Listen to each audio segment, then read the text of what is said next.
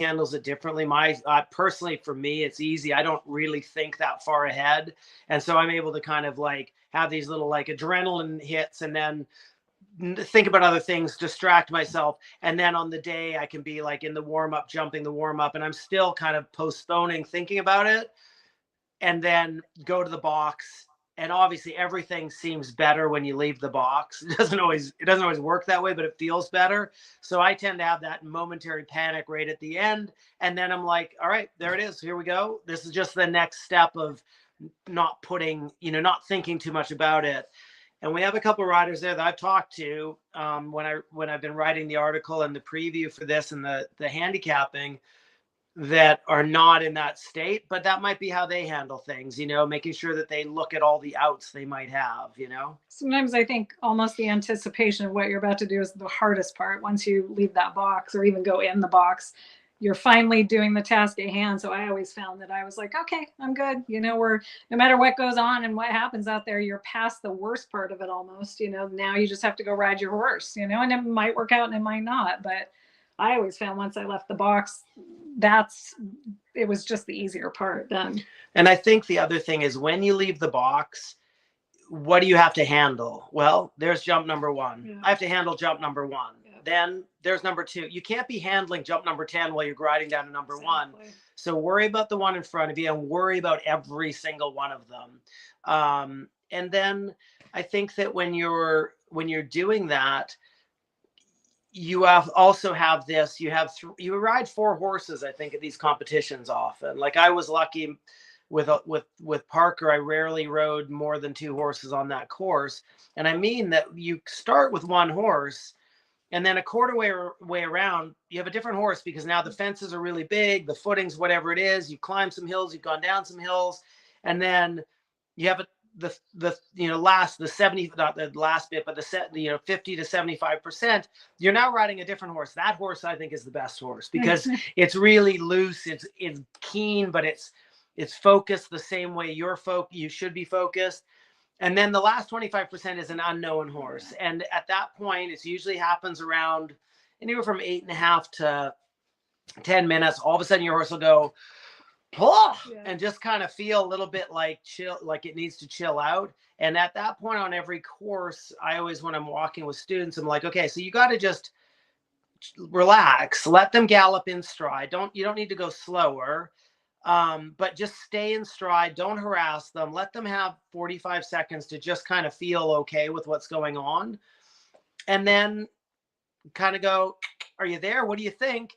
And if your horse doesn't go, yeah, this is great, I'm back, so they hit their second win, then you just ride that horse home. And that happened to me at, I know in Ride IQ, I did a recording for Montana for me this year. That happened to me at 8-minute 9.5. I was like, well, that's what we got. Let's just bring him home. And you have to be open to that. Like your day is whatever it's going to be. And part of the best part of this is the horsemanship it takes to be able to recognize the horse changing and everything. And if you miss on it, be honest to yourself and say, okay, well, that was a bad idea. That was a mistake. I didn't feel what was going on, and learn from it. But a lot of these riders already have that experience, which is why it does get to be easier when you've done it more often, because you start to feel all the different options that are going on underneath you. So you mentioned Ian Stark is the course designer.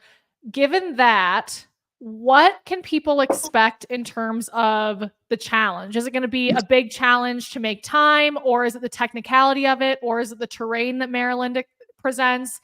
Let's get into the cross-country course, and then we will dive into these pairs so we can kind of break down who's going to show up this week.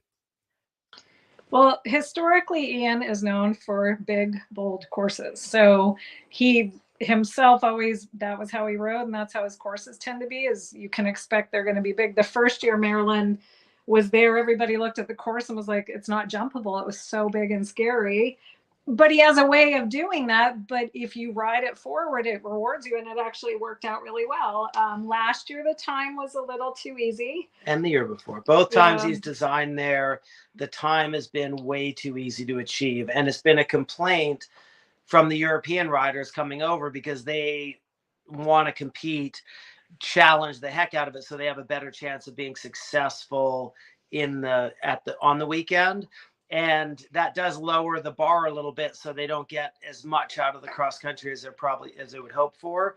So the last few years, he's caught some flack for designing a course that was still big, but if you have time to jump the fences, it's amazing how much easier all of that stuff is. So he just is. So he's going to be working on that. And here's the thing: is because he caught flack for it for 2 years, I think this year it's not going to be that way. It's going to be really difficult. And the last 2 years, we've had perfect footing and conditions to go fast on. And this is not normal at Fairhill. And so if he designs a really difficult, hard to make time course, the worry is that what's going to happen is they're going to go out there and, nobody will be able to make time, and difficult questions become so much more difficult with the mud, with the time being tight.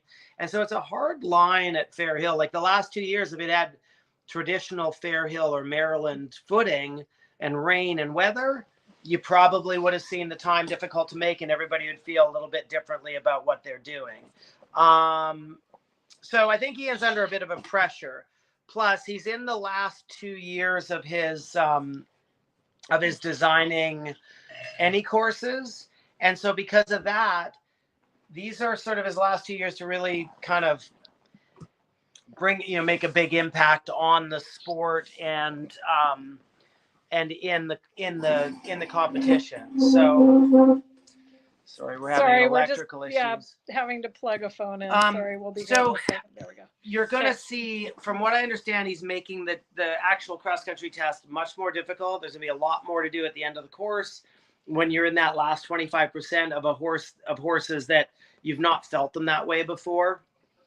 And so I think you're going to get an eyeful.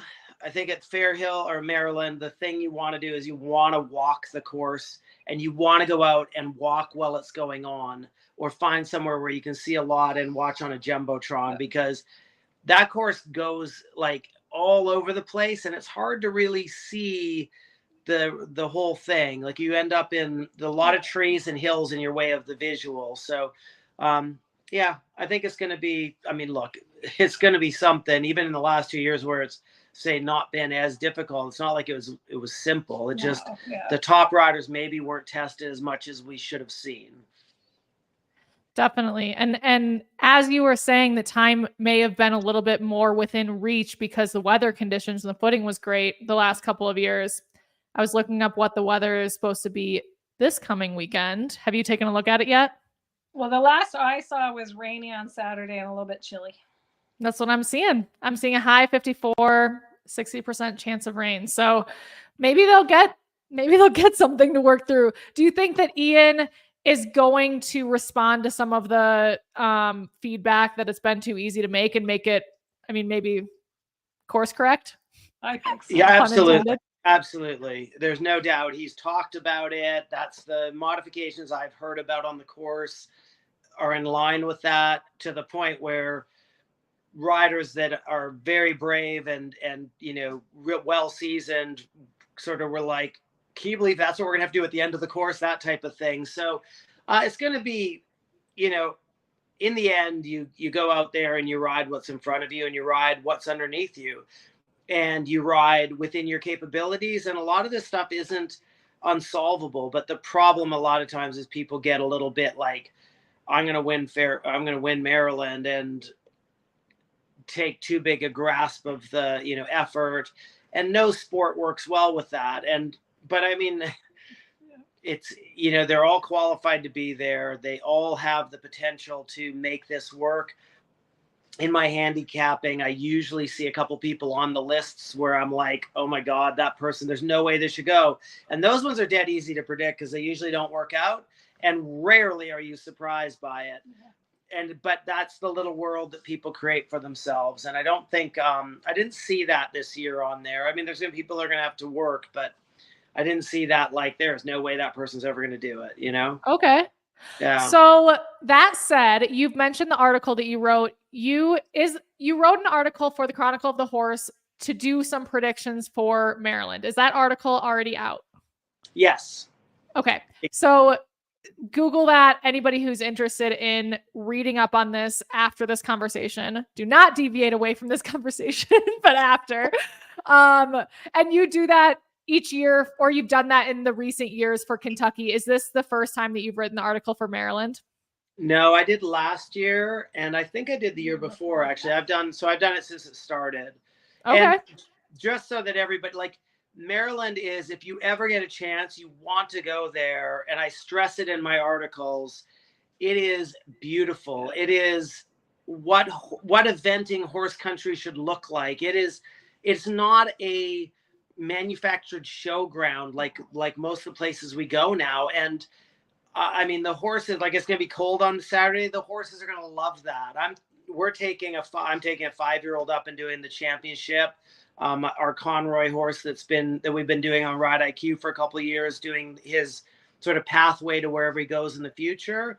And now he's going to the championship this week. So we're going to be up there. I'm done on Friday. And when it's cold and wet on Saturday, it'll depend on how much rain comes down as to how the footing handles it, because it can handle a lot of rain. But you usually get these cells in that area at that time of year where it's like, and look at the clouds. Oh my God. And then it just starts a deluge of rain, you know? Yes, that is nerve-wracking, especially if you're in the warm-up. Okay, I'm taking a step back quickly because it just occurred to me to ask, is he the designer for other 5 stars throughout the world, or is Maryland the one that he's doing? I believe Maryland is his only 5-star. I know he has a lot of 4 stars he does. Okay. He is retiring at the end of next year.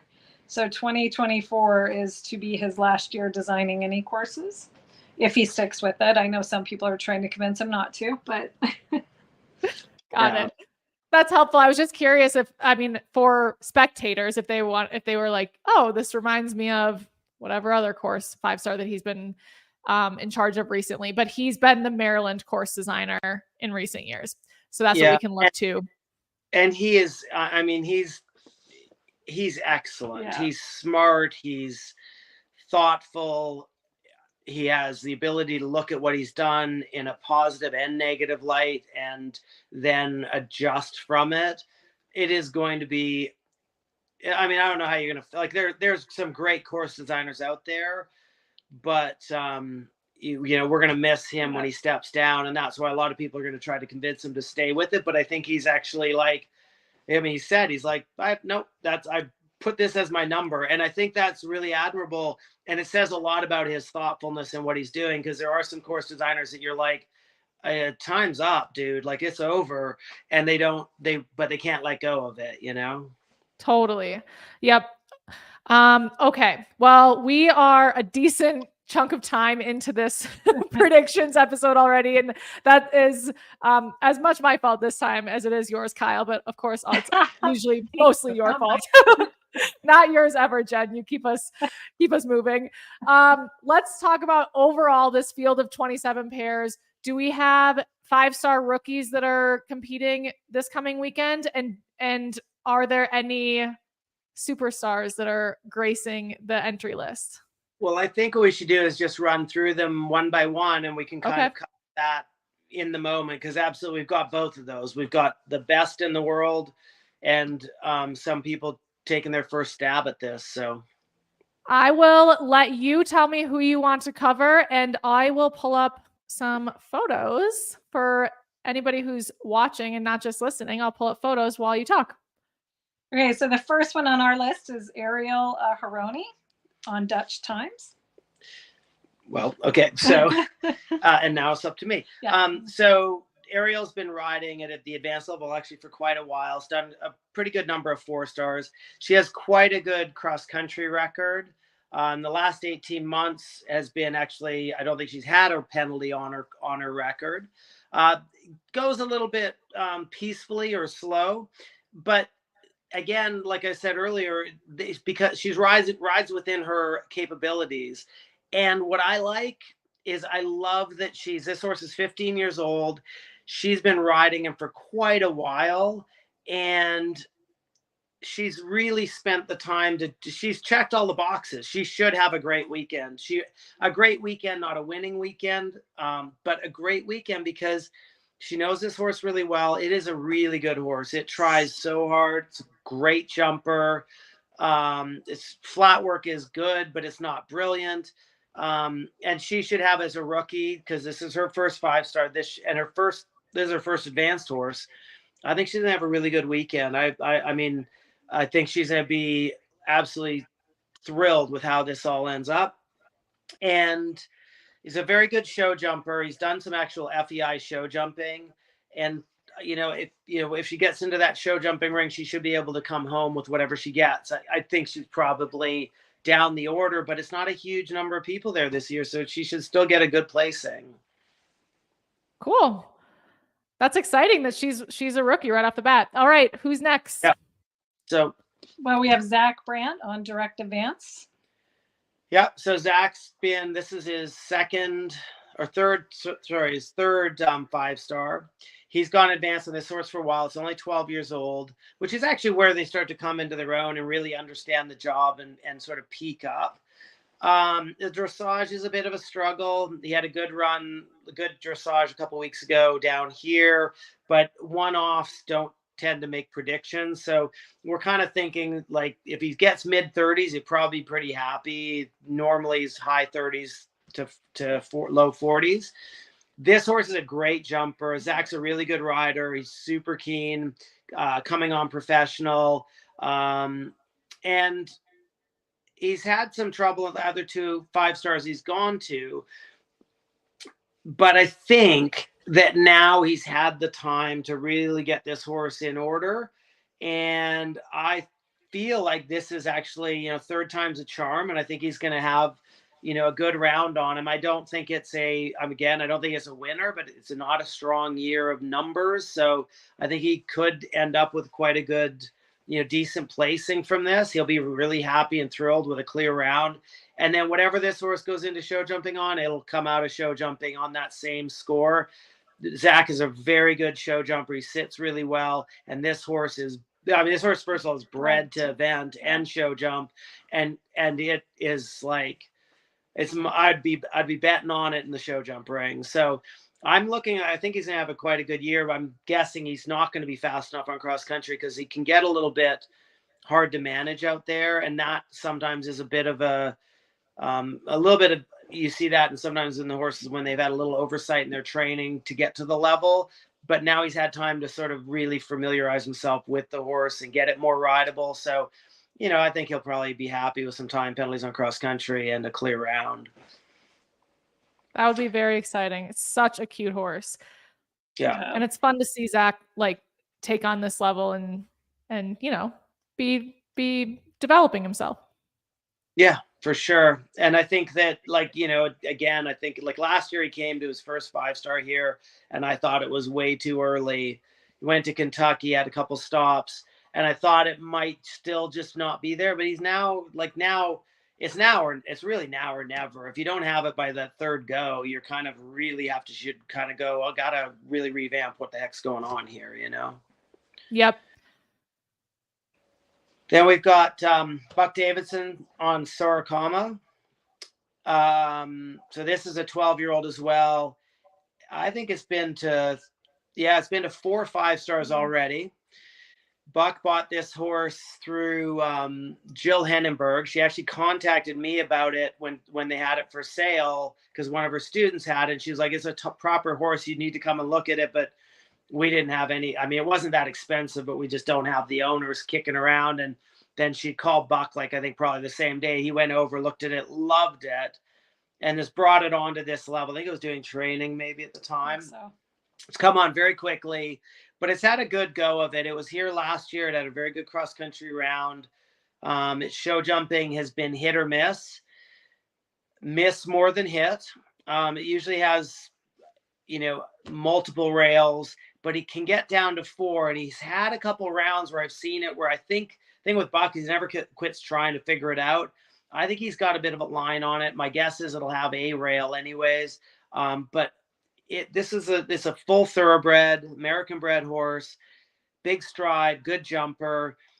It can gallop. Yeah, and Buck loves it. And this is, I mean, watching, a Davidson gallop at these levels on horses that they love and think highly of. I mean, I got to think he's going to finish in time on cross country. I just really, really, would bank on that. The dressage is mid 30s.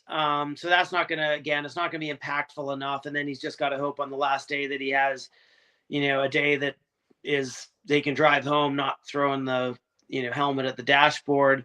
But Buck's pretty good about rolling with the punches because he's been at it long enough to know you're going to have highs and lows. But I think the big thing is, if you love the horse you're riding, it makes it a lot more enjoyable to go and do something like this. Very true. This totally looks like his type of horse. That'll be fun to watch. Yeah. I think it's a lot of people's type of horse. I watch it go and I'm like, God, I mean, Jill had it absolutely right because it looks the top one. Yeah. I should have known better. She always does sort of see something in one. But again, it's, there's lots of good horses out there that aren't in the barn for many reasons. So totally. So that there are some question marks on that one, just in terms of, how the dressage and how the show jumping ends up, but sounds like it'll probably have a good cross country day. Yeah, it should have it could have a really good weekend, but it's one of those ones that you're kind of like, don't have it quite together yet. It's got to put in 3 phases, and that hasn't been always the easiest thing. So, but it came on quick, and that does make it makes it more difficult. And I think once it gets there long enough, it should be all right. So then we have Philip Dutton on Azure. Yeah, this is a really incredible mare. She is absolutely lovely. Is it Taylor, producer in Ireland, and Philip has had her the year, 2 years. 2 years. I think, yeah, 1.5 2 years. And I mean, she is a freak of a jumper. My feeling is this one will finish on its dressage score, especially because it's got Philip on it. Yeah, it's hard to bet against him. The big thing would be the dressage has been inconsistent, but I think he's maybe getting a grasp on it. Yeah, it recently did a decent test somewhere. And the thing is that it's doing its first 5-star. It's 11 years old. You can't be too stressed out about some rails or dressage not being quite there because it takes time to develop those skills. But the thing with Philip is he really puts the effort in the jumping first and then starts putting then the dressage will start getting better. And like Jen said, you can't bet against him on cross country.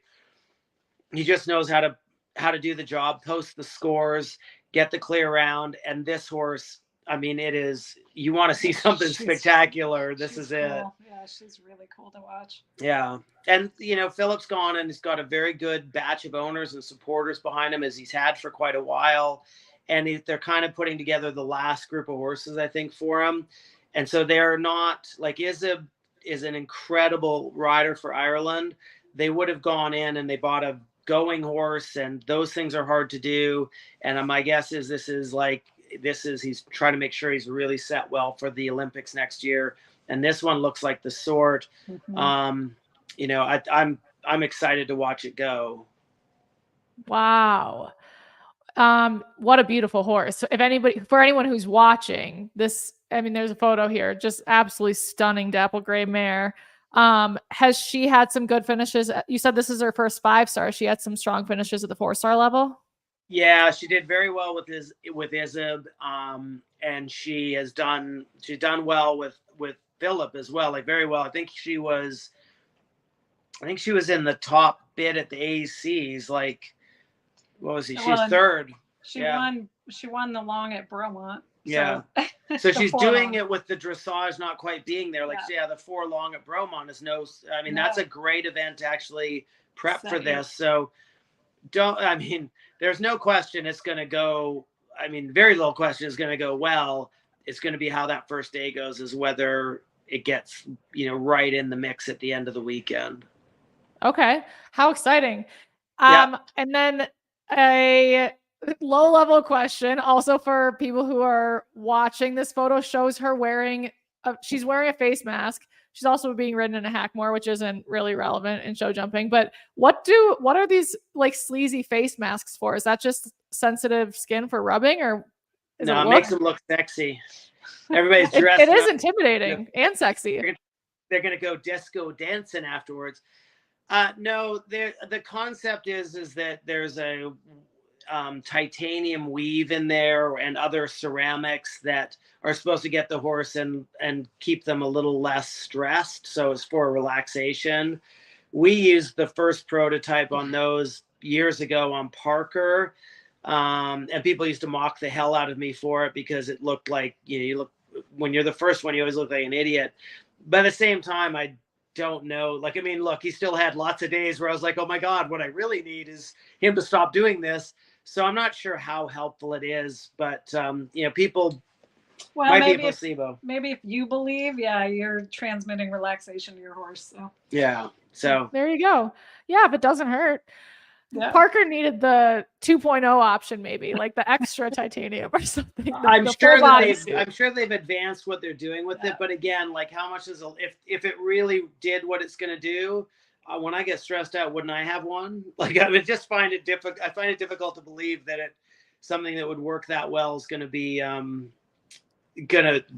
you only see it on horses, Right. But at the same time, I always am willing to try stuff, obviously. So yeah. Well, maybe you'll be wearing one this weekend. Yeah, okay. Who's next? So we have Mia Farley on Phelps, and she is a rookie doing her first 5-star. Yeah. And the horse is only 10 years old. It's a thoroughbred, which I love because you just want to show up, I think, at the first one on a horse you know is going to keep going. Mia is one of the best riders in the country. You want to see a classy, younger coming on rider. She's exceptional. Yeah. The horse is a very good horse. Dressage is, again, it's not super competitive yet. It's low 30s, but it's only 10. And it has a really good cross-country record, super fast. She's really good at riding at speed and really good balance. She did have an unusual stop at the ACs, but I think that's actually a good thing because then you get a bit like, oh, I'm not perfect. I need to be better. I need to be sharper and all that instead of getting out there and believing too much. I think a little paranoia is in order. That probably will give it to her. The show jumping is not great. He often has 3 rails.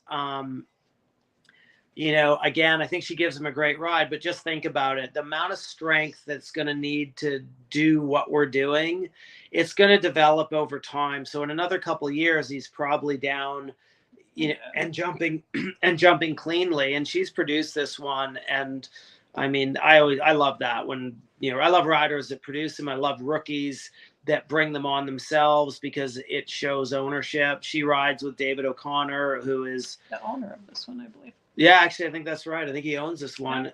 So, he's obviously an exceptional coach, and they wouldn't be showing up on a younger horse without knowing that everything was in order. So, I've only seen this one a few times because he's not, because he's only 10. So usually we see them over the years. I'm really excited to watch her go, though. And you guys all should, really put your eye on it. Yep, I agree. That's really cool. It's really saying something for you guys to speak so highly of her riding, and I'm excited to watch, that part as much as I'm excited to see this like cool up and coming horse. And just check the list. David is the owner of this horse. Yeah. So that shows. I mean, it's not difficult. When you see an exceptional horse like what Philip's on, you're like, any idiot could see what an exceptional horse looks like. He sourced it, going, being successful. You couldn't miss what a great jumper it is, what a great mover it is. Like there's no way you could miss on it. That's a little bit how Mia rides. So you're going to kind of like me saying that isn't that difficult because if David's having her ride his horses, clearly he believes that there's something there. And I know for watching her for years as an up and coming rider, she just is exceptional. So it'd be, this is her first sort of jump up to the real big time, but I think it's going to be, you're going to see a lot of her over the years. Wow. Cool. Well, everyone will be cheering extra loud for her and that pair. Yep. So then we've got Jacob Fletcher on Fabian on our list? Do you want to? Well, I think this is an incredible horse, what I've seen of him. And Jacob is a very good rider. I think he's really taken his time to develop and get here. And he's had some very good placings in the 4 longs. And I mean, it is a really good horse. It show jumps great. It does very good dressage. I'd say he's not going to be maybe the fastest. Yeah. But, you know, it's his first 5-star. Yeah. So Jacob lives just down the road from us. A really great guy. Yeah, he's married to another girl who's actually riding here this year as well. It is his first 5-star, and he's had a lot of success with a lot of horses over the years. So this is his first real stab at this level.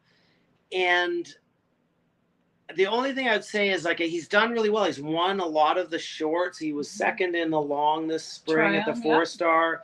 And what I love is, and I said this to him the other day, I love that he's actually taken the time to make sure that when he arrives, everything's in order, you know, and that's a little bit how Jacob operates with everything. He's a deep thinker. Yeah.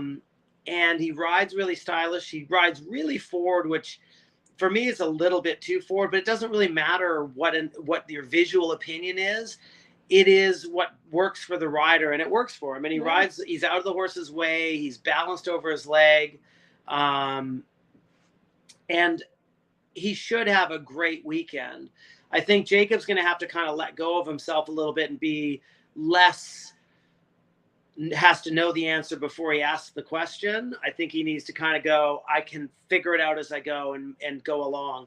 He's been very fast at some events, but he's been fast. He goes to a lot of the same sites, and I like to see riders really stretch themselves out and take themselves to different locales and really season the horse that way. But he's done it by seasoning it by going to a lot of places that are familiar with him. And I just hope he on the day goes, this is okay that I haven't been here. I got this. He's just going to have to really pull that Band-Aid off and believe in himself. And, you know, I know he believes in the horse. I think he believes in his riding, but on the day, he basically is like, he's a much older person than he is. He acts more like he's 50 than he does than he's 30, which I think he's 28 or 29. So super guy though. Yeah. Nice. And it's all there for him. Like, it really, like, it's one of those riders you're like, and I said it to him the other day. I'm like, you do have to just kind of be like, I got this, I'm going with it. And you have to quit thinking about it. And his coach, or one of his coaches the other day, was saying to me that he felt like that was Jacob knows how to show up on the big day. And I'm in agreement. Just, you got to go a lot of different places to figure that out. You know, really know that you're not winning at the events you're comfortable at, but you're comfortable at winning anywhere. And I think Jacob's capable of it. And I hope he.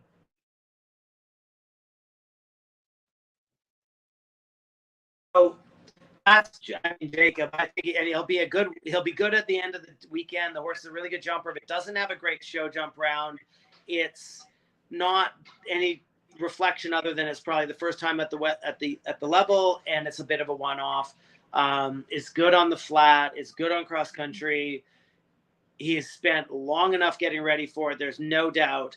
If you just put that little bit of this is the day, let's go, this is going to be a really good pair to watch. And if he goes and is a bit conservative, he'll still be a good pair to watch. You hear some riders joke about having like a shot of whiskey before they go in the start box. Sounds like he might need to loosen up. Like, he might need a shot of whiskey. Well, I think he also he thinks more than he says, and so I'm not saying that, like, he might think that, like, I wonder if under that he's just like, this, in the moment that he isn't just going to try to kick it out of the park, and if he will succeed if he does it. So, you know, sometimes you undersell yourself, and I do think Jacob does that. I just hope on the day that he sells himself well to him, you know. Totally. I had not realized that you mentioned that his spouse is competing at this level too. I didn't realize that. I know Cornelia Dorr got married. That's his spouse, right? Yeah, correct. How And cool. unfortunately for them, I did see the draw order, and I believe they're like 2 horses apart. I'm like, how does that ever happen? You always want to like support your spouse, and I don't know that they're going to get to. That might be better. Maybe they'll get bicker if they were sitting around together. Maybe. It's probably better, actually, because then that way one doesn't get done early in the morning and then all day they have to stare at the other one or vice versa. This is going to be way better. It's going to be great. It's going to be super. Super, yeah. Super. Dissipates all at once. Yeah, Cornelia goes, and then 2 people are between her and Jacob. So this is this pair's first time at the 5-star level, correct? Correct, yeah. Yeah. Okay. Cool. So then we've got a withdrawal. Matt Flynn was on the list. He's withdrawn. Shame. It's a nice horse. Now we got William Fox Pitt on. Graphenox. Yeah. Good Lord. Why do they name the horses like this? What's wrong with Fred? Well, or Lily? I will say it's a mare. Her sire is pretty incredible. Yeah. Sire of the badminton winner, the European champion. Yeah. So. Yeah, it's terribly well bred. Yeah. It's its second 5-star. She's 11 years old, and she's lovely. She's spectacular. Yeah. And you've got William Fox Pitt on her, who is one of the best riders, not in the world, but in the history of our sport. It's got great style, just enough paranoia to be aware that things could go wrong and find a way out of those things. And then also good enough to rarely put himself in those places where it doesn't go well. He ran this horse at Badminton this spring in abysmal conditions. And I remember afterwards he was being interviewed with his son, and his son was like, well, I just told him he's on the horses more than he's on the ground, so he should just get on with it. And it was a huge day, a lot of nerves. And Williams in the latter part of his career was trying to figure out, if he, like, it's always that, like, do I still have it? Or when you're younger, do I have it? And then in the middle, you believe for a little bit. And he went out there and he just smoked around on its first 5-star on a day that super experienced horses were struggling. So I'm really excited to see him here, watch him go. It's usually a pretty careful show jumper. It wasn't great at Badminton, but when the English horses come over here, we show jump on such better footing than they do, that the horses tend to respond and jump really well. Over there, they jump on grass so much that it gets muddy, and they're jumping out of like 6 inches deep in front of the fence. And now they're going to be jumping on some of the best footing in the world. I think the show jumping will be great. The dressage is actually quite good. It goes into the 20s and occasionally gets mid-20s. So what I would love to see is William win the whole damn thing. I think it's going to be a push, but I think the door could be open. And I just love it when, riders like this get another shot. Like when Mark Todd won Badminton after coming out of retirement, Williams at the end of his career, and we're about the same age. And Kyle's not a fan, not at all. Yeah, exactly, not at all. He's like fanboying over here. Yeah, so I just say someone I've always looked up to, and I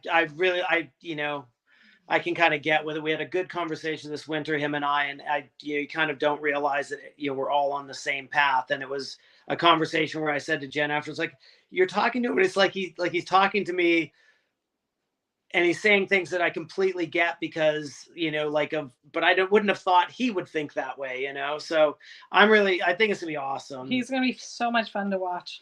Yeah. So excited. Yeah, this really seems like one to like stop everything. Make sure you see this horse and this pair go this weekend. Yeah, for sure.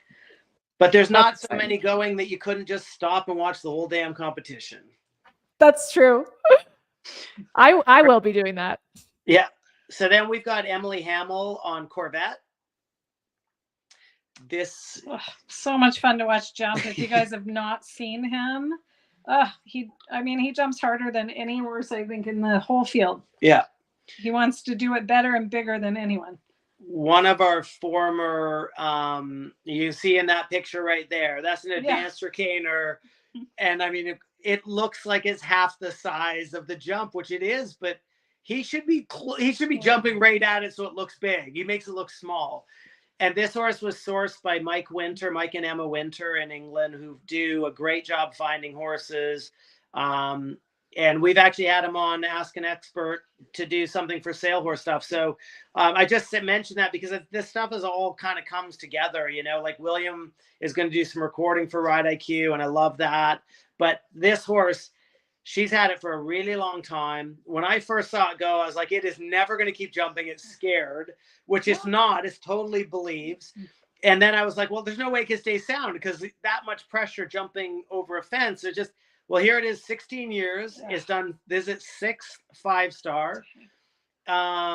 It's only run once since Kentucky 5-star this spring, which with a horse you get experience on, you probably don't need to do more than that. And she was 10th at the ACs on it. Dressage is a bit of a struggle. Yeah. It's a good mover, but it gets its neck up and kind of gets its neck up when it jumps too. But it kind of has trouble staying really through and being consistent. It's not often as fast on cross country as you would like, but it was double clear at Kentucky this year, which I think means a lot more than its runs before that. Because I think Emily is a very good up and coming professional with good mileage at this level. She's starting to believe in herself and believe that she's going to get this stuff done right. And there you go. She, it's going to be great. And then on show jumping, it's going to jump like this picture here. Yeah. And you just, sometimes it doesn't make the stride really easy because it jumps up so high that it doesn't land out, but it has gotten better and better with that over the years, but it just doesn't, it's allergic to wood. It's incredible. Yeah. So it's another one that if you're watching, you're just gonna be like, whoa, are you kidding me? And like I said, is like your sense of it in the preamble is nothing like where we are here, having now witnessed and watched. So, I mean, it's going to be great. Yeah. You can't really watch this pair go without the sound effects of like, whoa, yeah. So, and you can't help but smile. It's just so inspiring. This horse has wings and it's amazing. Well, I mean, look at that picture. That's ridiculous. It looks like it's photoshopped. Yeah, I know that jump. It's huge. Yeah. It should be like, he should be wrapping himself around it. He's like, I think I'll just jump over the flags. He's over the flags. So do you think this could be a top 10 pair? Yeah, for sure. This year, I mean, absolutely. It's right there. She should be able to finish on her dressage score, provided cross country's running fast-ish. If it's running deep, and it's going to be hard on this horse because he moves up through the air in the gallop as well as at the fences. And when you get into mud, it stops them being able to cover the ground as easily. So that'll be the big thing, is whether she can sort of find the form she had at Kentucky, but the footing was perfect at Kentucky. It'll be interesting. But it's super fun to watch. She's got another couple coming on, which is exciting. So cool. Then we got Lillian Hurd Wood on LCC Barnaby. I mean, I don't even know what else you could say about this horse. He's incredible. Yeah. He's done so many 5-stars now. I'm not even sure. It doesn't even have it. I mean, he's done a lot. He's incredible. And she has a phenomenal partnership with him. And she's a really good rider. So yeah, I'd say they should be, I mean, their dressage would be their biggest weakness. I think as well, the time on this horse, like he ran badminton this spring. He jumped clear with a lot of time, but that was a weird year. Yeah. But he typically has time. So I don't think at 17 you're going to be changing that. And I don't think on your partner for all these years that their partnership's unbelievable. She's a great rider. And this horse has really allowed her to showcase the cross-country ability she has. But I don't think you're going to go out on your 17-year-old and be like, that's it, this is the time. I think you're going to go out and do what you do. So I don't think she's going to be super competitive at the end of the weekend. He's chronic 4 falter in the show jumping, and his dressage is okay. So it's a great partnership to watch, and sometimes it's more than the winning. I'm sorry, but you do this on this horse, she should just be like, I get to go again. Here we go. You're not being greedy. You're just like receiving these boons that you would never expect. So it'll be fun to watch. Yeah, he's cool. And we got Hannah Sue Holberg next on capital HIM, which spells him, by the way. Thank you. Yeah. That's good to know. I know. I'm a big help. This horse was picked up actually for her owner, and then she rode it a couple times, and they decided it would be a really good horse for her to give it a shot. Hannah Sue, if you don't know her, again, a bit like Mia, when she was younger, you looked at her and watched her go, and you were like, oh my God, she's going to be a superstar. She is a fantastic rider. Yep. Typical style that you would want to see on cross country from the American programs. She's also a David O'Connor protege. She's out on her own now, but she was with him for quite a while. This horse is just, it's a lovely horse, but again, it wasn't really bought for this job. It was bought for another job. And it's performing beautifully. Had a fall on cross country at Kentucky this spring. And she has a lot of sort of retirements and withdrawals at the FEI level. And this would be one of those riders that I think is kind of in that, you got to kind of just go, you know what, I got this, let's go and do it, and not get too bogged down. And she kind of, I mean, with all her talent and these horses, like I see her being a top 3 rider at major international competitions around the world with the right horse underneath her. This is a good horse. I don't think he's that horse, but he's a good horse. But she needs to believe the way that I believe when I watch her ride, essentially. I mean, there's no doubt in my mind, I don't ride anywhere near as well as this. And I can see myself accomplishing some things still. She just needs to kind of let that bubble to the surface, and it's happened. Don't think, oh my God, she's done really well. She's been super successful, but there's a whole nother level of success for her. She wins a lot. She's ridden at the Pan Ams, I believe. She's had 5-star horses that were super successful. I think that it's I mean, like so much of this, what we do, you get some skills, you get the skills, then how do you put your brain into the right place? And she is fully there, and she knows how she operates. So I'm hoping for a good year for her, but he is 16. My guess is she'll be fast on cross country with some time. He's a pretty good show jumper. She is married to a Grand Prix show jumper who helps her, and apparently that's useful. But she'd have been good before anyways. And he's very good on the flat. It's kind of, I don't know how it'll hold in this company, but she's had some, she led here in the 3-star last year at Maryland. And that's the other thing with Hannah Sue that I love, is she's smart enough to go, you know what, it could use a 3-star run and then bump up back to advance. Like, she's not stuck to it where it's not about her ego. It's about the relationship. And I love that. She's fantastic. Jen and I both made a face because you said she'll be fast on cross country with some time. Will you define that? Yeah, you mean so she'll be fast. If she jumps clear, she's probably 8-time penalties or under. That's fast. Okay. Enough. 4 would be unbelievable. I would struggle to commit to a clear round in time. Capable, all right, but we'll see.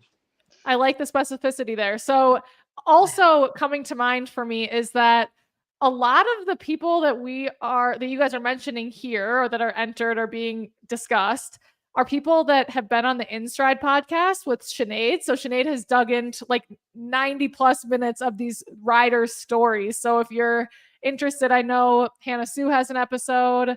William Fox Pitt has an episode. David has an episode. Kyle has an episode. So there's a lot of getting to know these riders on a more kind of intimate level if you're interested in any of these pairs. Just a little plug. The thing with that is that when you listen to them, they're honest about where their feelings, their thought process, everything. So you're not gonna come away and go, oh, they were really guarded. They just people are happy to tell you the truth. It really is incredible, yeah, how honest people are, and willing to share. Yeah. All right. So now we've got Aaron Canera on Campground.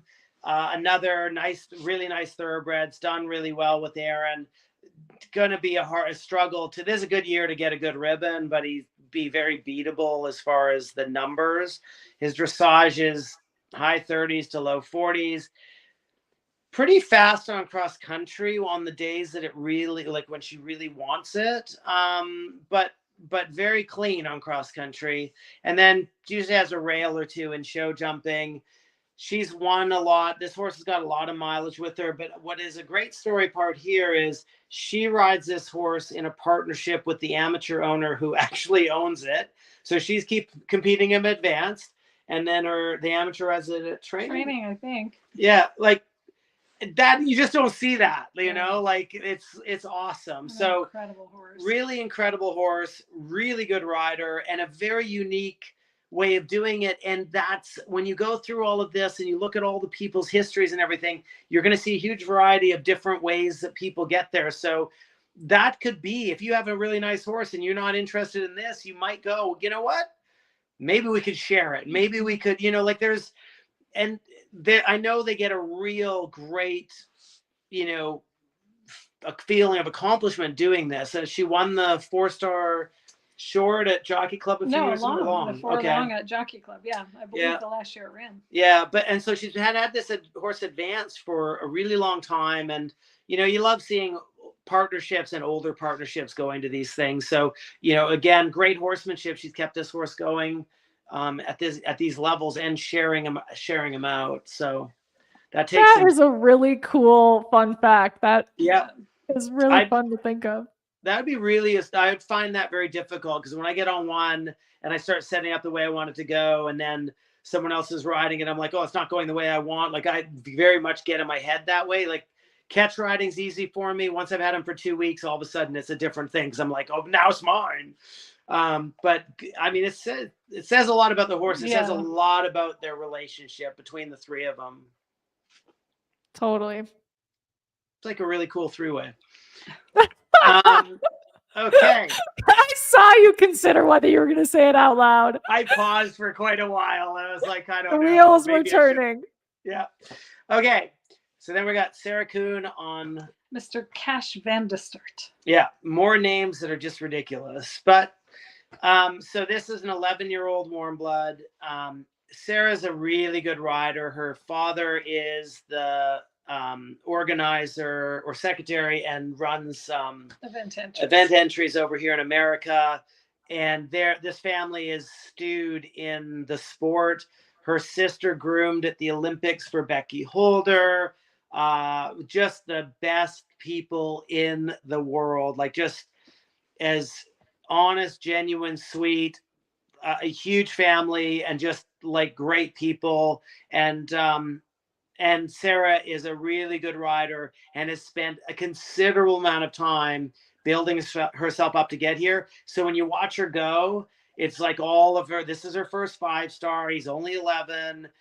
And when you watch her ride, you're like, oh my God, she rides super well. And it's funny because I've known her since she was like a kid. She's never ridden with me or anything like that. But I will sometimes be out walking a course, and then she'll ride by and I'll be like, damn, she rides well. Who is that? Oh, it's Sarah. And like, it's like this whole like kind of readjusting your focus. So should be a really good weekend for her. She's been very clean on cross country, has a pretty good amount of time, but again, she rides within her comfort zone. And I think she'll be one of those ones that this run, the next run, and then the next run after that, I think she's going to kind of go, I can do this. I can do this as the competitor rather than as the rider. And there's a big change there. And, you know, when that door opens, and maybe it'll happen this weekend, I don't know. There's like, when it happens, you never know. It's not predictable. She's going to be, she's super. Dressage is good. Say it's satisfying, but not brilliant. It's mid to low 30s. Pretty good show jumper. Again, at the levels a bit new or young, so it's such a nice horse though. It moves, it jumps, it just needs to put it all together. I believe the story I heard on this one is she actually bought it as a resale horse, and it was just a little too much. It bucked people off and a bit quirky, so she ended up deciding to hang on to it, and I'm sure she's pretty happy she was able to do that. Yeah, really nice horse. Really deserves it. Super nice horse, super nice people. And the other thing is that show jumping that might be a little bit, or the dressage that might be a little bit, you know what? It's seasoning at this point. And so you can't be too disappointed with an 11-year-old that goes and rocks around this course and does well for himself, because it might be the next thing that you need. There's a lot of that in this, both for the rider and the horse. And this is another one of those riders. I think that's what we're going to see, is that I expect to see Sarah, if she has backing, which is going to be the big thing in this country, especially if she has backing, I think that you're going to see her show up over and over again over the next 10 to 15 years and probably start to get Nation Cup experience and then a potential team berth if she has the right horses underneath her. So it'll be fun to watch. I mean, so far that's the thing, is usually there's like one or two you almost go silent on, and there isn't that this year, I don't think.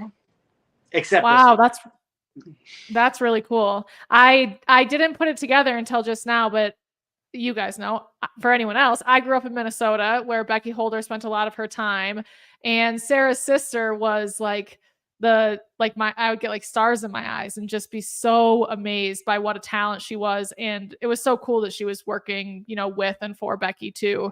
I would still probably feel starstruck.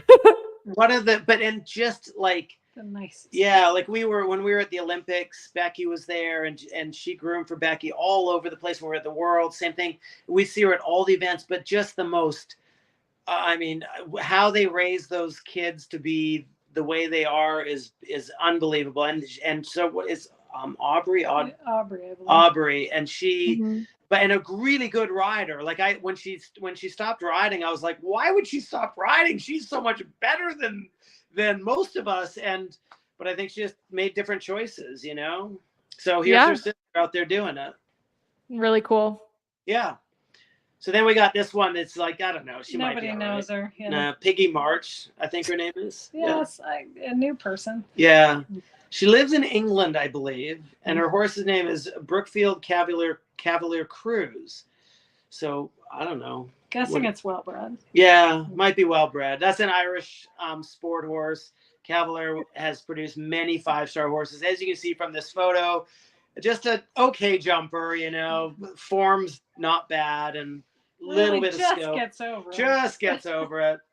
And then Piggy, I hear that she's done a little bit as a competitor. Is that right? Just here and there. Yeah, I think she might have won an event in England called badminton. Is that right? Yeah, maybe Burley too. And Burley, interesting. Yeah. Okay, so you guys might have heard those events. So Piggy obviously is well known to everybody, is a super rider, a great producer of horses, has been through her ups and downs, and absolutely knows how to keep the ups happening. And I respect the hell out of her, because when things were down, she just kept chugging along, doing the sport, doing the riding, doing the work. Not like, I'm not going to do it because I don't get the opportunity. Made the opportunities. And I mean, just a super, like this is my pick for the winning since Tim Price dropped out. I mean, Piggy there's nothing that should stop it. I would love to see William win, but. And she's so humble and she's so nice. Yeah. So there's another In Stride podcast that Sinead interviewed her.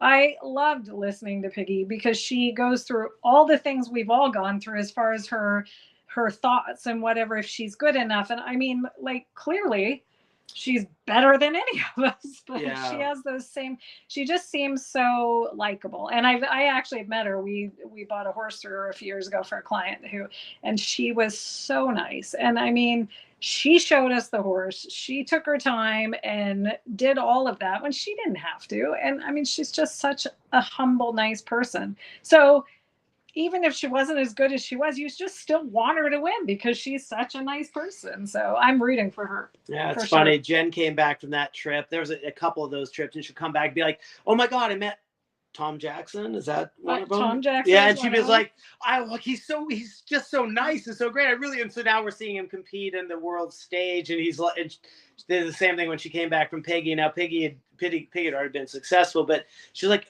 after that, that's it. She's like big fan, They're so nice. And here's the other thing is, so she's obviously a top rider, rides top horses, has top owners, and she sold that horse and it came here. And I actually think it was a top horse. We had it in the barn. I rode it for a little bit for the owner and ran to the 3-star level and thought I got a taste of, oh my God, I'm going to get back there. And then they sold it. So it's not like these people are like holding on to everything. They have to let some of these horses Yeah. go. And she's here. And this is, I mean, she's a 10-year-old horse. It's a really good horse. She only started riding this year, but I mean, it doesn't matter. You put her on something good and good things are going to happen. So this is probably your winner. I hope so. I'm excited to watch her go. I say William. All right. I'm excited that we got to a winner prediction. I know, Jen, you said you're rooting for her. Is it your prediction for the win as well? I think so. She is incredibly competitive, and I don't believe she would be flying it over here if she didn't think she had a real shot at it. It was double entered at Poe, but I actually saw on Instagram it got on a plane to fly here. So it's I think she really must believe in it, and she is super competitive. I mean, it is horses, anything can happen, but she's pretty competitive and knows how to win. So. And interestingly, but like the same thing with Williams with the InStride podcast and talking to him and Piggy, and they're exactly that thing I like to see where they're just a little bit like, well, I don't know, this could go really badly. And that's what I like to see, because when they go out of the box, they ride to overcome those things. And I always am with the people that are like, I've talked and interviewed some of these people where I'm like, seriously, like, are you delusional? Like, you have to have some, like, you have to believe, but you have to be cognitive of all the things that you've got to do to make sure that belief comes to fruition. So she's one of those ones. She just has that, you know? And then balance. It's balance. Yeah. And whatever your balance is, like, if you have to be like, I think Tammy Smith is a lot more like, I've got this. And if that's how your balance is, I think that's fine, you know? So then we've got Boyd Martin's got 2 horses in here. The first one we've got on the list is Contessa, but his first ride on the weekend is Luke 140. So I think we should do that one first. Yep, I would agree if that works. So I know you guys started with Contessa. Oh no, that's not Boyd. No, Will Coleman. Yeah, I'm gonna go back. I'm gonna go back. We can pretend. Yeah. There's no Purina salad. But definitely not Contessa or Boyd, fortunately. But we wanted to get a little snapshot of Will, so there he was. Yeah, he was. We'll go to Boyd and his Luke horse. All right. So Boyd, you know, if you're in America, you might know of him. He's ridden at the upper level a little bit. Yeah. Obviously he's becoming exactly when he came over here what he wanted to be, which is the top rider, premium rider in America. He's super balanced. He's very good on the flat. He's a very good cross-country jockey. He knows how to make things happen when things are going the wrong way. And most of the times he rides so well that doesn't actually go the wrong way. Show jumps great as a rider, is able to work on horses that struggle. And this horse, I think, is a top 3 horse. I've got to look at my list later when we do our full thing there, but this is a really good mover. It can get mid-20s on the flat. It did 1 5-star already this year, so we know it can handle the level, and it was 4th there. Cross country, it's very, very good. It does have some time, but it is capable of making the time. And Boyd is just all about, I mean, he's another one. He just knows this. He's got to show up when he comes out of that box, and he will give it everything he's got. I think this is a top 3 horse to me.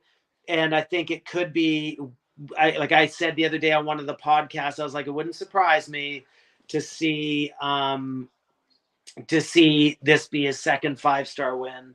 You know, I think it's a good horse, and I think it's the right type of horse for wins.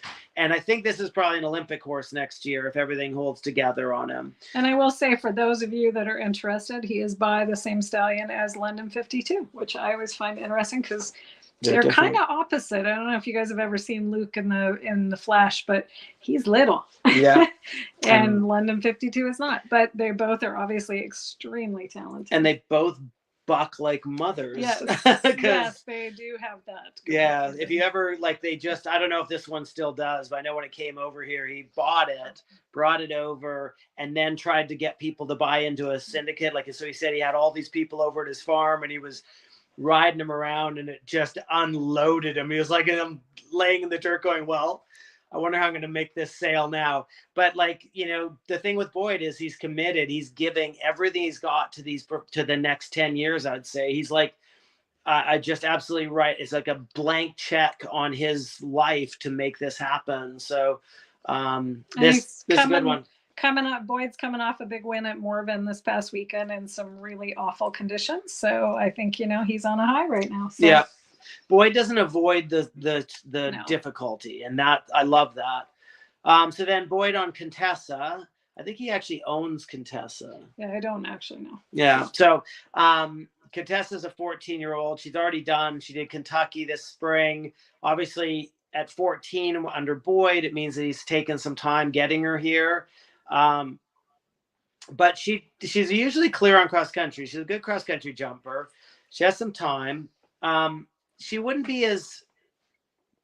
I mean, it's hard because you put her up against Luke, and it's just he's so classy, class, yeah. and she is a really, really nice horse. And there's so it would be a harder one, obviously, for the big result because the dressage is sort of low to mid 30s, and that's been there for quite a while. Almost always clear in show jumping, so that's I think that's Boyd and this horse because she's very very capable. So I think he's gonna have a good weekend. I think he's gonna get a good ribbon, but sometimes you get good ribbons without a lot of horses, and then you kind of have to be honest with yourself.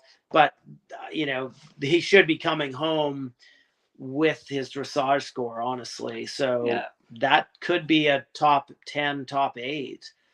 She's almost more. I like in some ways. I think she's more predictable than the Luke horse. Yeah, I would agree.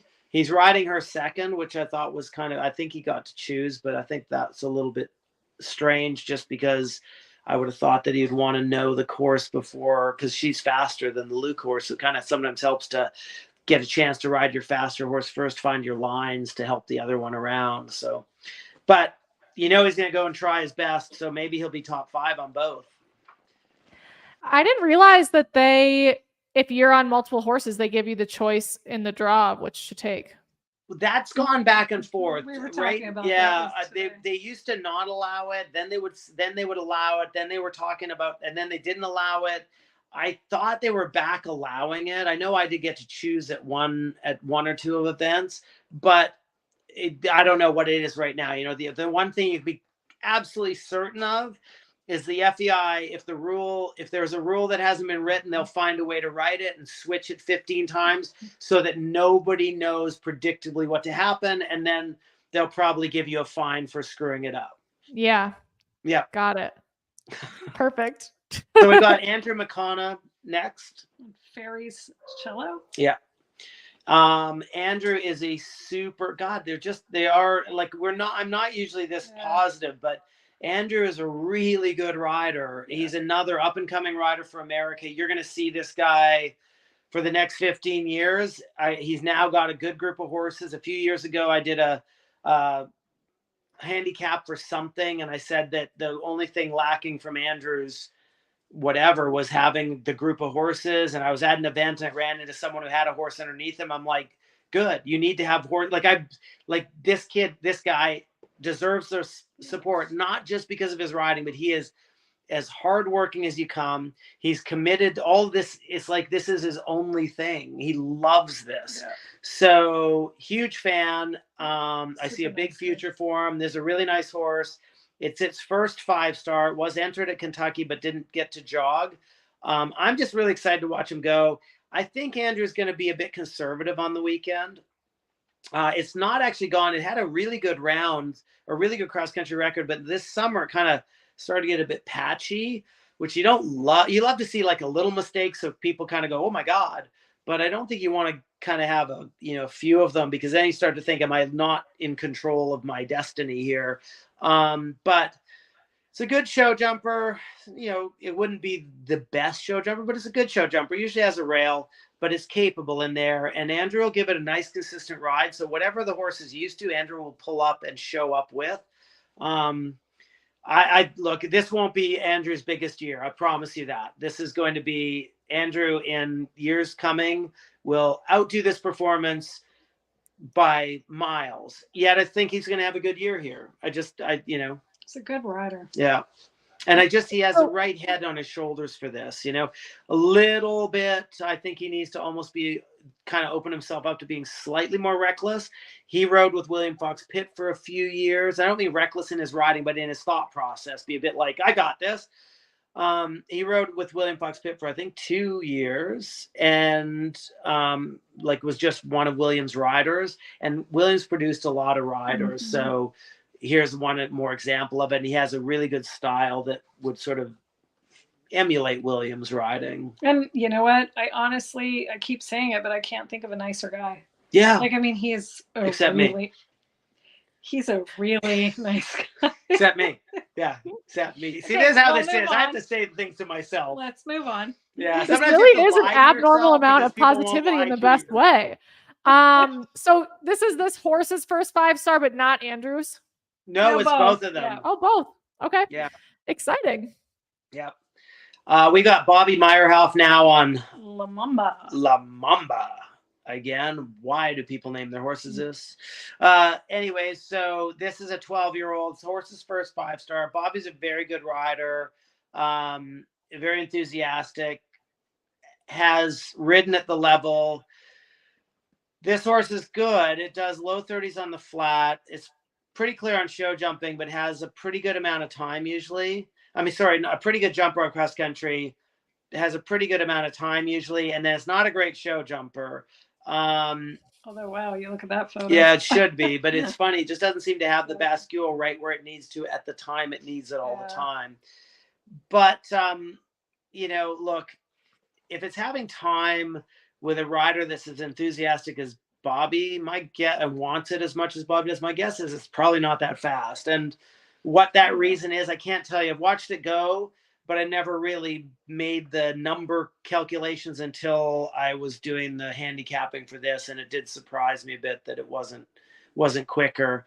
So I think you're going to look at Bobby trying to get another 5-star under his belt, and then hopefully go on from there. And hopefully it's this horse and it seasons it up to be better. You know, you're very rarely fastest in your first marathon unless you never run another marathon. And I think it's the same with the 5-star horses, even 4-star horses. So then we come to probably another crowd favorite is Austin O'Connor on Colorado Blue, who was 3rd at Badminton this spring, right? Yep.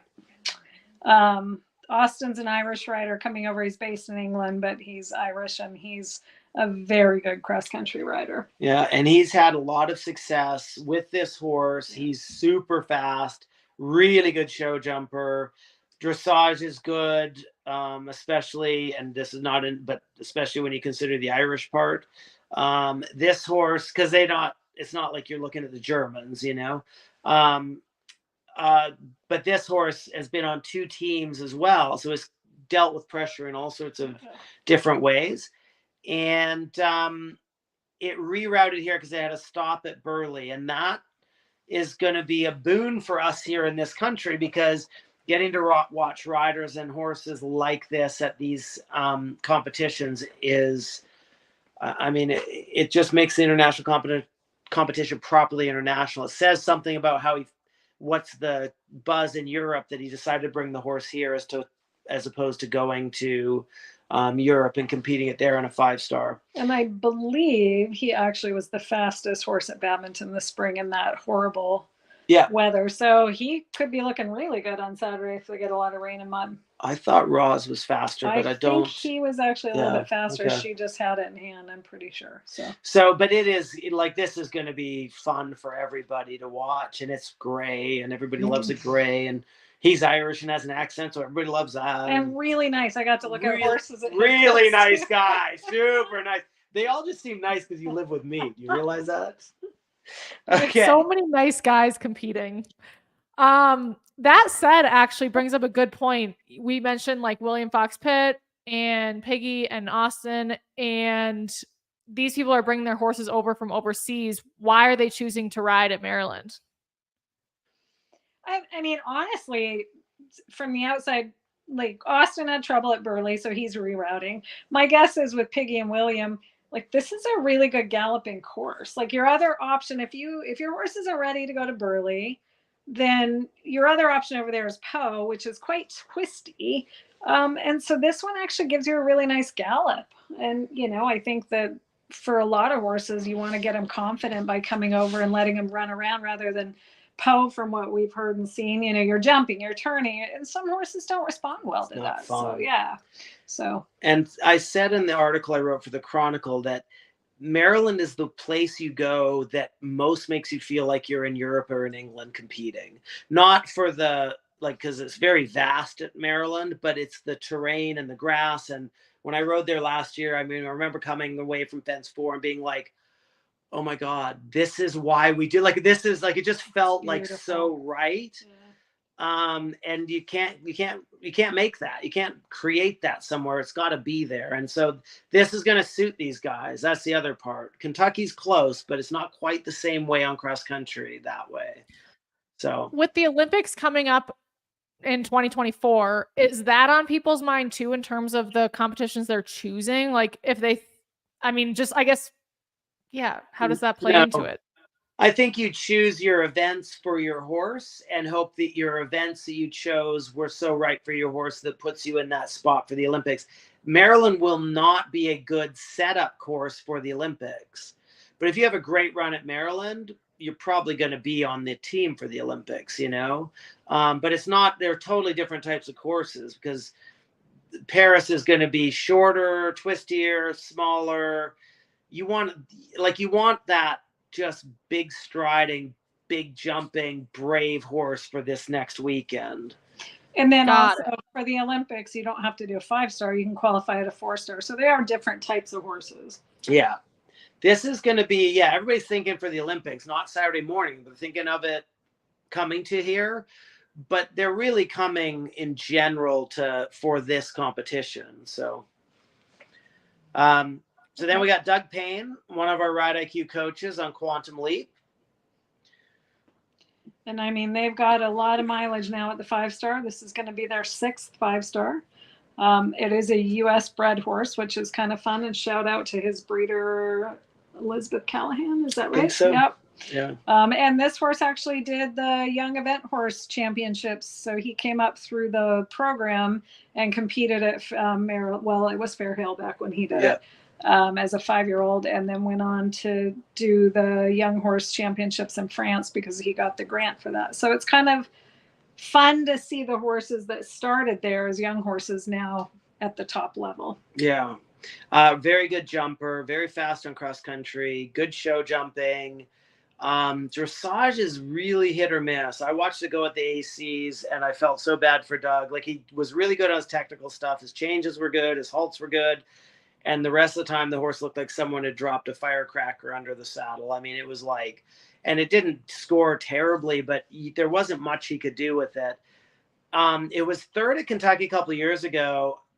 And I think after that, he was very much like, oh my God, all I got to do is clean that dressage up a little bit and I'm going to have the winner. And it seemed to have just kind of backfired a little bit and gone down. So this is going to be very much a play to how does that first day go? After that, my money would be on him. If he's in there close, my money will be completely backing him. But that first day, you can't. The horse has to kind of help you make things happen. And if it retreats mentally, Doug's just going to be a bit of a victim in there. And we've all been there. It's not a great feeling. But Doug's really mature in his training and riding and is able to. You're not going to see him weeping in the barn aisles afterwards. If it didn't go right, he's going to go, okay, well, what next? But I think he's done a little bit of that in the last 3 months of what next. And this is what's next. So I hope he has it together. And I'm going to say that he will have it a lot better than it's been. So good, good one to watch. Like Jen said, great, bred here in America. That's huge. Been produced through the whole system with Doug on it the whole time. I love that. It says a lot about training. It's one thing to buy someone else's horse and be a superstar, but to be able to train one up, you got to know something of what you're doing. So Doug certainly demonstrated that. It's also, Doug, I think is really amazing because he's riding at the Grand Prix show jumping level. I don't know if he ever took Star Witness Grand Prix dressage, but he was getting close there.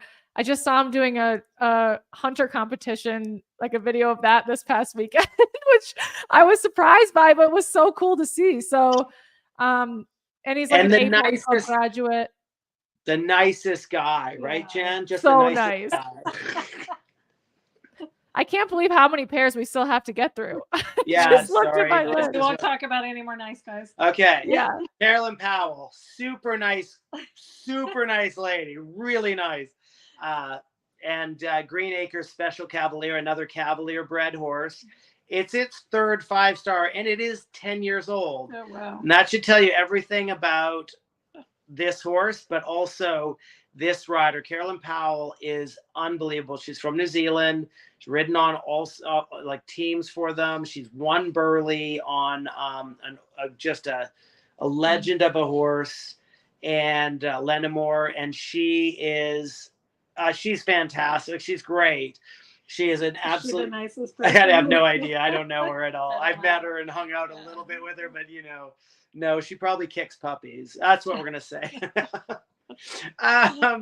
So she doesn't. I'm kidding, people. Okay, don't go writing your legislators. So she's come over. That means she believes a lot in the journey with this horse. I'm sure she's trying to put herself in contention for the Olympics next year for New Zealand. She didn't go well at badminton, but it was a really one-off year, and the horse is only 10 years old, and so that was a big ask for it in its first year. But she's a rider that can ask big and deliver big. It's a pretty good show jumper, occasional rail, and it's good enough on the flat. So I think we're probably going to see this thing improving from where it is right now, but I wouldn't be shocked to see it all of a sudden on the day being like, oh my God, I got best score ever. And she's here to do this with one horse, and that focus really does help some riders. And I think she's a little bit one of those riders. Like, she'll ride a lot of horses, but when she goes to a big event, she seems to actually step up even one more notch from her incredible riding the rest of the time. So she's tough as nails, like just like in her riding, able to not get distracted and stuff. Again, another one that's not going to be crying in the barn aisle if things didn't go well, but I can't see it not going well. My feeling is she's a top 5 contender performer. Wow. Don't worry, when we're done and we go through the list, my top 5s, I probably got 10 of them. I'm keeping track. Okay, good. So you will be accountable. So the one that was to me, the sure winner was Tim Price and Falco. He withdrew last week, which is such a shame because, I mean, it opens up the field a lot, but I think that one was like, yeah, I mean, it was my dead pick. Yeah. So then we got Jenny Seville on Twilight's Last Gleam. Foxy, there's a 13-year-old thoroughbred. Love seeing the thoroughbreds here. It's its third 5-star. It jumps really well on cross country. Had a pin at Kentucky, but it's usually clean. Usually has time, though, which is odd for a thoroughbred. But Jenny has come into her own in the last 2 years, and I think you're just going to see her continue. She's been doing it all the last 2 years. And before that, she was very successful as a young rider. And then she, I think, had some sort of personal doubts about what she was like, how she was going to do, if she was going to be good enough and everything. And she has now managed to put that behind her. At the time, I was predicting it could happen for her. And she did. She turned the corner. And it's like, I mean, you might as well not even talk about it because she's just on fire with her performance. This horse isn't the winner. She's going to need to get a couple other ones that would be that, but she has a good string of horses. She's getting lots of mileage, and she's getting good mileage and successful mileage. It's show jump clean at Kentucky with some time, but it usually has a couple rails. So she's gonna have a lot of work to do on that day, but she's fully capable of it. And she lives in that area and gallops racehorses for Michael Matz in the summers up there. And I don't know if you know Michael Matz, but he kind of is a big deal. He's won medals in show jumping, pure show jumping. He was one of your top Grand Prix riders in America. I think he's in the Hall of Fame. And then he went on as doing racehorses, and he's won the Kentucky Derby as a trainer. Like, horsemen all the way through, and horsemen make horsemen. He doesn't coach her, but he will occasionally help her. And she can pick his brain. He's very open, apparently. And she's just, I mean, I think she's just on an upward trajectory over the next 5 years, and this is So going to be a good nice. weekend. So nice. But this isn't going to be the year for. I don't think this horse is going to be it this year. But he's going to do a good performance. I have no doubt about that. And you know, Jenny's able to also. She's developed the ability to overcome for sure. So, be a good one to watch. And then we have Lexi Scoville on Chico's Man, VDFZ. Lots of initials on that one. Yeah. Sprout. We'll just call him Sprout. Yeah. So Lexi is a rider who also spent some time with William Fox Pitt.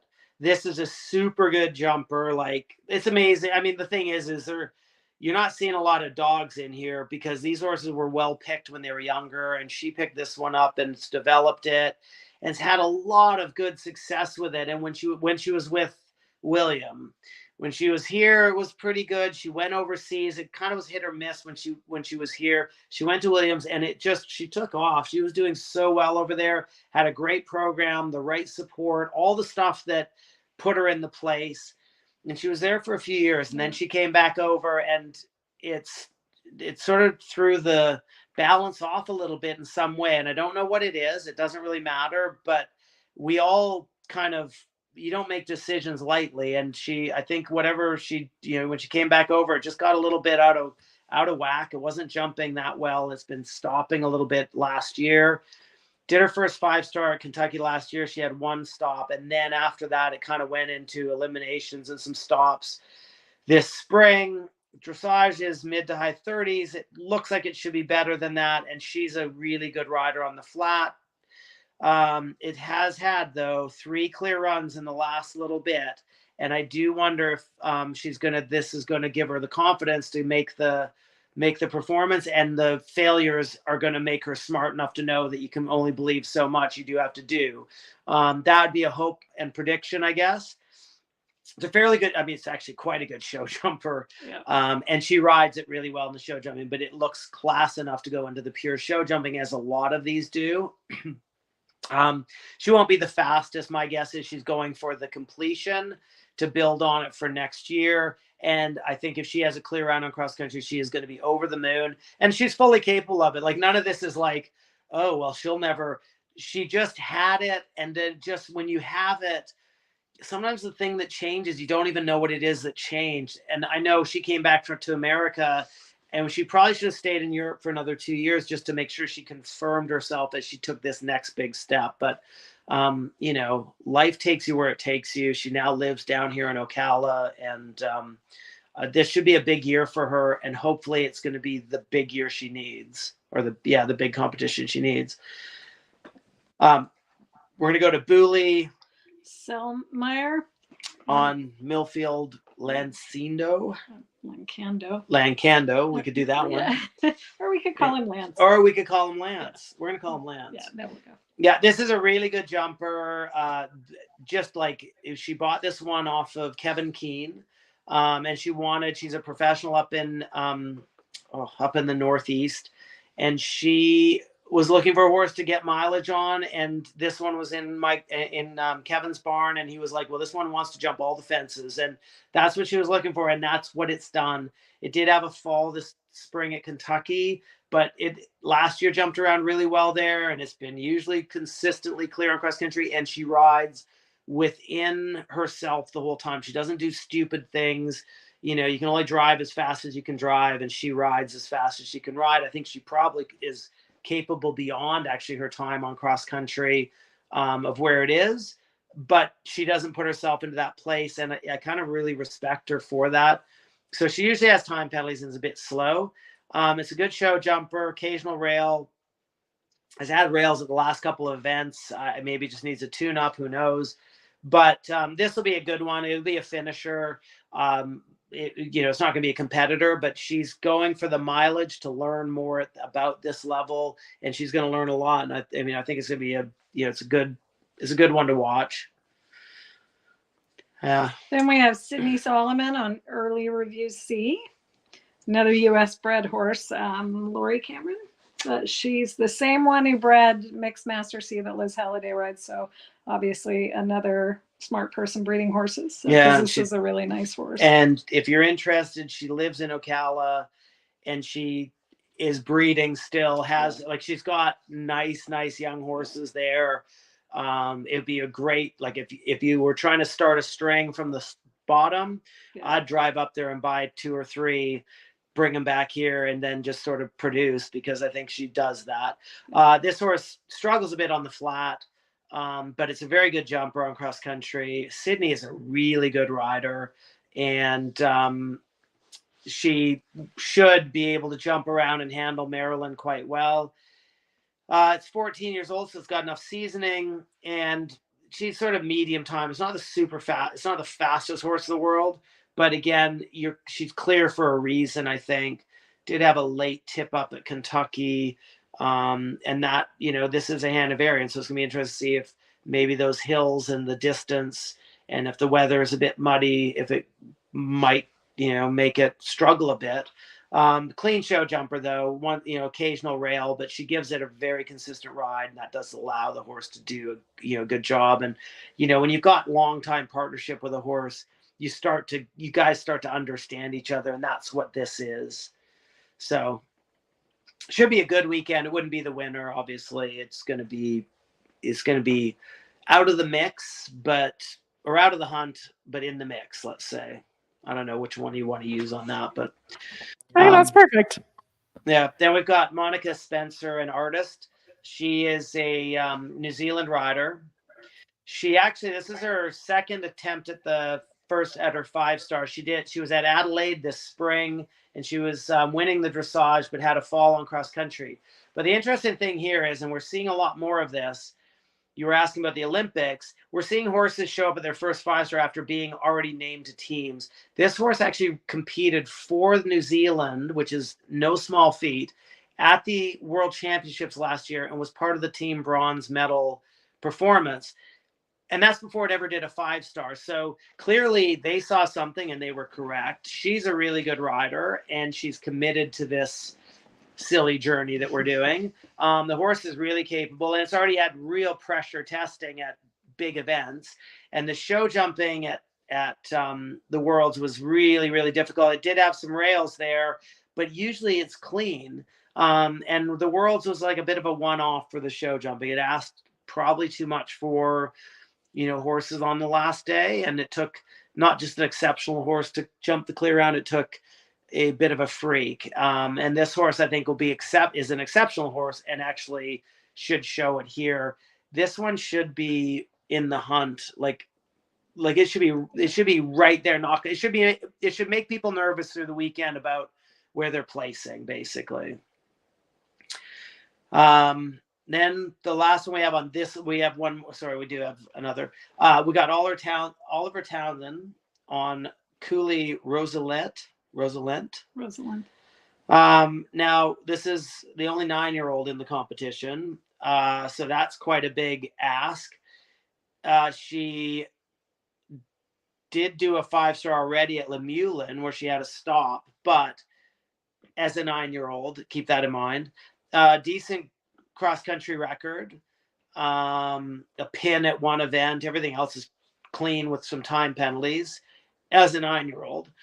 And in show jumping, it is very, very careful and has rails, but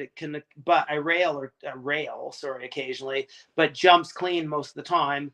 Again, as a 9-year-old. So think about that, guys. And we're talking about the seasoning on some of these other horses that are going to develop from that. This is probably Ollie's next big 5-star winner. Or maybe not next, because he's got several others, but it'll be one of his 5-star winners probably in the next couple of years. I doubt this year, but it does mid to high 20s in dressage, and it's 9 years old. Did I mention that? But Ollie is the rider, one of those riders that can make that happen. There are riders that it just doesn't matter, and Ollie's that rider. He's going to give it a super go. He's unflappable, and if things go wrong, Ollie can redirect and find a new line and still go fast and make time. So this could be the dark horse winner for this competition, honestly. And I have heard him say in interviews that he thinks this might be the nicest horse he's had, which says a lot. So Yeah. and she is beautiful to watch her gallop. I watched her at Lemuelin. She was incredible. And she's coming off a big win at the 8 and 9-year-old class at Blenheim a few weeks ago. And Blenheim, if you have horses that go there, there's several things. If you have a 7-year-old who goes to the Lion d'Angers, the championships, that's a huge deal. If it goes well there, it's usually a good indication of a future superstar. The 8 and 9-year-old at Blenheim, those horses, the horses that have won or done well there, you look at that list for the last 15 years, you're going to see horses that then featured and won 5 stars after that. And so this is going to be that, and that's a big test. And again, all he's going to make, he's going to just make a horse believe that it doesn't have to worry about the test. So if he's feeling that way, I think we should all kind of expect that way. So then the one that we're going to out of order for us is Cornelia Fletcher, which is Jacob Fletcher's wife. And I should say Jacob Fletcher is Cornelia's husband, because Cornelia has been very successful with this horse and other horses as she's come on in her career. They're both younger professionals, but she was top 10 at Burley last year, and it takes a pretty special horse to do that and a pretty special ride. And Cornelia does an excellent job with this horse. This wouldn't be an easy horse to ride because it kind of wants to take it all on its own. Doesn't really want a lot of input. You have got to stay out of its way. And Cornelia does an excellent job doing that, just kind of letting it sort it out. She does a good job on it. It's not like she's making mistakes, but you couldn't overly input to the horse what you want done out there. Such a mare. Yeah. But it's a really good mare. It is a really good mare. It is, and it's a good show jumper. And Cornelia in the show jumping, same thing. She doesn't get distracted when the mare starts getting upset. She just stays on the rhythm, tries to keep riding to the fence. And the mare is capable, is incredible at getting itself. It'd be a hard horse to follow up on, honestly. And it'd be a hard horse to catch ride, but it would be, this partnership is a really good partnership. They've had a lot of success. It did kind of start to go a little bit not as well in the last little bit. She had a 20 at Kentucky, which is really unusual. Then she had a fall at the Fork, I believe. Maybe it was at Stableview. No, it was at Tryon. I don't think it was the Fork. It was at Tryon, but. So the last little bit has kind of been, I do think it had a pin as well or something else somewhere. But anyways, it's kind of had a little bit of disruption recently, but I don't think it's going to matter. I think that they're going to be fine. And I think the horse is going to because the horse desperately wants to do this. And Cornelia does such a good job managing that, which would be hard. Like I said, that said, all of that, it is a nightmare on the flat. Especially at Kentucky. It had a meltdown in the dressage arena this year. Yeah. Got a 53, which is like what you want to, you don't even want to finish on a 53, but starting on a 53 is pretty heart-wrenching. The same thing. It doesn't want to be told what to do. And when you spend all your time not telling them what to do, they kind of get into the dressage ring a lot of times. They're like, well, you're trying to tell me what to do now, and doesn't bode well often. It's a good mover. They bought it knowing that about it. I think they thought that they were going to it was going to come over here, and with some work it would just come around, and it just hasn't. It would be a very unique horse, and it'd probably take a trainer, like not talking about the rider, but like a trainer that would be able to really come from a different perspective on how to handle horses like this. And I think they're very few and far between people that can kind of do that. And that said, it's still probably hit or miss anyways, because we are what we are. And this horse is definitely full on the way that she is, but Cornelia will be finishing this competition, in my opinion, and she'll be finishing it on hopefully something that's in the 30s, but you don't know. She's probably going to be more nervous dressage day than any other day. That's how it was for me on Parker. at the World Championships. I was so sick with nerves on the dressage day, cross country day. I was like, oh, well, you know, it can go wrong, but I'm not exactly freaked out about it now. So I feel for her. And that's the last one we have on our list, Jess. So there might be another one. Is that right? That's my whole list. Okay. Okay. Great.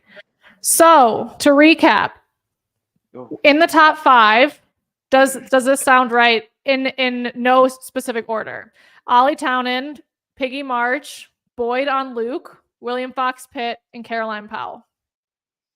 Well, that sounds good, but I'm going to actually look at my list. I actually had, I think Piggy's got it. Ollie's second. Philip. Yeah. So I'm going to go, I had Tim Price first and Ollie second, but when Tim was in there, but I actually think I think Piggy's going to get Ollie. I think Ollie will be second. Philip will be sort of in the mix. William will be 5th and Austin 6th, but probably Austin will be 3rd. Yeah, I would put Austin a little higher. So Jen will give you her prediction. Well, I would say Piggy first and Ollie second. I agree with that. And then I think Austin will be right up there. I think William will beat Philip. I'm going to go that William's going to win the whole thing. Okay. How's that? I love it. Because he's just such a nice guy. Yeah, it goes a long way. We know that, especially when it comes to predictions. Well, you guys, this has been such a treat. We almost kept it within our 1 hour window. We are minutes away from 2 hours. And believe it or not, there's another Ride IQ event starting in 4 minutes. So I'm going to get on to the next one. That one's a happy hour, thankfully. I know you guys are East Coast time, so you already had a glass of wine. But thank you so much for doing this. These are so fun and just gets everyone so excited about watching and tuning in and cheering for everyone this coming week. And there's not a bad one in the field. It's incredible. Fun watching. It's so cool. Yeah. Well, I'll check in with you guys on Sunday to see how those predictions worked out. And hopefully there's some bets going on over there, like who's making dinner type bet to see who gets the closest. Wouldn't it? Kyle's making dinner no matter what. Okay, cool. Well, thank you guys. Have a wonderful night. Thank you to everyone who tuned in, and we'll all be tuning in to Maryland very, very soon. All right. Thanks Thank you. a lot. Bye, you guys.